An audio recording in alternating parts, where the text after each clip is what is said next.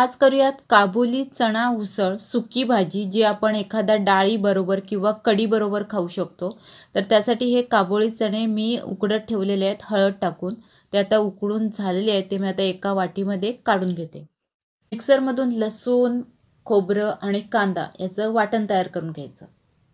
तेल गरम झाल्यानंतर त्यामध्ये हिंग, जिरं आणि जी वाटण पेस्ट केली ती घालायची. तेलात चांगले हे परतून घ्यायचं, कारण की कांदा आपण कच्चा घेतलेला आहे. कांद्यातील कच्चेपणा जाईपर्यंत हे परतून घ्यायचं. त्यानंतर मसाले, गरम मसाला, लाल मिरची पावडर, हळद आणि धणेपूड, छोले मसाले, सगळे मसाले नेहमीप्रमाणे परतून घ्यायचे. मसाला परतून झाल्यानंतर उकळलेले छोले आहेत ते घालायचे. त्यामध्ये जास्तीचं पाणी घालायची गरज नाही आहे, सुकी भाजी बनवणार आहे.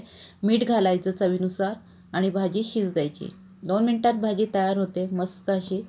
गरम गरम जेवणाची वेळ झाली, ताट घ्यायचं. आता गरम गरम काबुली चणा उसळ सुकी भाजी त्यामध्ये घ्यायची, कांदा घ्यायचा, गरम गरम भात घ्यायचा आणि त्यावरती वाढायची मस्त अशी ही पिठी. थंडी चालू झालेली आहे, त्यामुळे जेवणामध्येही थोडं आपला बदल करावा लागेल. त्यामुळे मी पिठीचं प्रमाण हिवाळ्यामध्ये जास्त बनवते. पिठी दोन्ही प्रकारची, जसं की मालवणी पिठी आणि साधा प्रकारची पिठी, दोन्ही प्रकारच्या पिठीची अपलोड केलेली आहे. डिस्क्रिप्शनमध्ये लिंक देते किंवा एंड स्क्रीनला दिसेल.